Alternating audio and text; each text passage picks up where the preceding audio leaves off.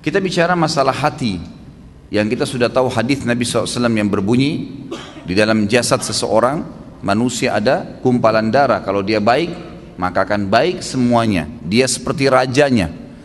Dan kalau dia buruk, maka akan buruk semuanya. Itulah hati seseorang.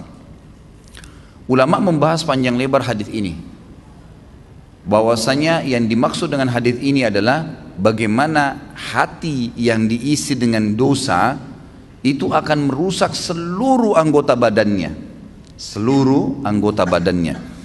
Jadi kalau misal ada satu saja penyakit hati, apa saja sifatnya, baik itu riya kah, iri dan dengki kah, apa saja, maka dipastikan itu akan merusak anggota tubuh dia. Artinya dari sisi penampilannya pun akan terganggu. Mukanya, paras wajahnya akan berubah. Orang yang biasa iri dan dengki, wajahnya beda dengan orang yang hatinya nggak ada penyakit iri dan dengki.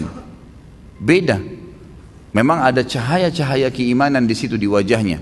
Tentu ini bahasanya besar kalau saya ingin bahas juga hubungkan dengan masalah ibadah. Tapi kita cukupkan dengan masalah penyakit hati yang memang dari penyebab anggota tubuh seseorang selalu terjerumus dalam dosa.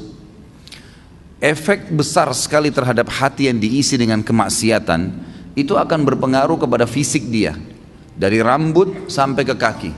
Subhanallah, pada saat ulama hadis dengan pekahnya menjelaskan kenapa Nabi SAW pada saat meninggal, mohon maaf ini kalau teman-teman yang punya uban, gitu kan? Tapi kita bicara tentang Nabi SAW. Nabi SAW waktu meninggal tidak memiliki uban kecuali 3 lembar. Umurnya 63 tahun. Ini mungkin kalau orang cuma baca sepintas, oh Nabi SAW memang tidak ada ubannya. Tidak ada sesuatu yang penting bagi dia kalau dia tidak kaji lebih dalam.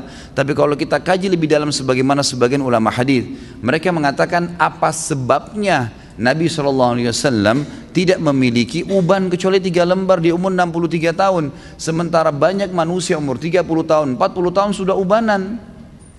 Dan secara ilmiah terbukti uban itu datang karena banyaknya beban pikiran. Kalau tidak, maka ada kesalahan teknis dari penggunaan zat-zat ilmiah di rambutnya. Itu mungkin. Jadi kalau kayak sekarang gonta-ganti sampo mungkin atau apa saja itu juga bisa jadi pemicu. Tapi umumnya orang yang selalu beban pikirannya banyak, apalagi kalau berhubungan dengan penyakit hatinya, iri dan dengki, selalu hasut dengan orang, kok bisa ya dia dapat jabatan, kok bisa ya dia punya mobil, kok bisa ya dia punya istri seperti itu, suami seperti itu ubannya luar biasa tuh. Mohon maaf kalau yang punya uban ya, saya bukan menyinggung, tapi ini sebuah penelitian ilmiah. Kenapa Nabi SAW seperti itu keadaannya, gitu kan?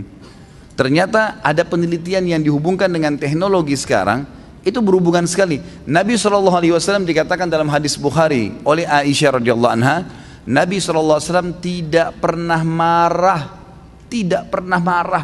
kecuali hukum Allah dilanggar. Kalau yang berhubungan dengan urusan dunia, nggak pernah beliau marah. Lebih banyak memaafkan.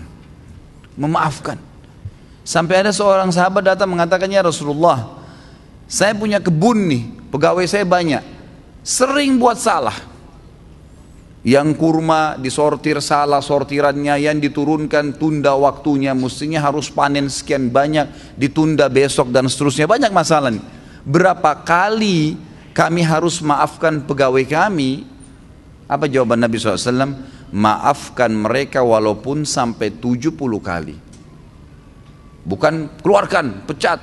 Nabi SAW lebih lari kepada masalah memaafkan. Ternyata orang kalau lebih mendahulukan untuk sudahlah maafin, ya sudah ikhlaskan, semua berhubungan dengan masalah hatinya ini, itu berpengaruh kepada organ tubuh semuanya. Subhanallah, ketegangannya gitu kan, stres, semuanya itu akan hilang karena dia pelongkan.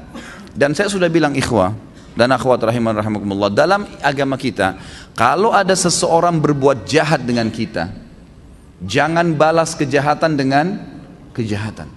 Enggak boleh orang gunjing kita balas dengan gunjing. Dia dosa, kita dosa, dia dihukum, kita dihukum.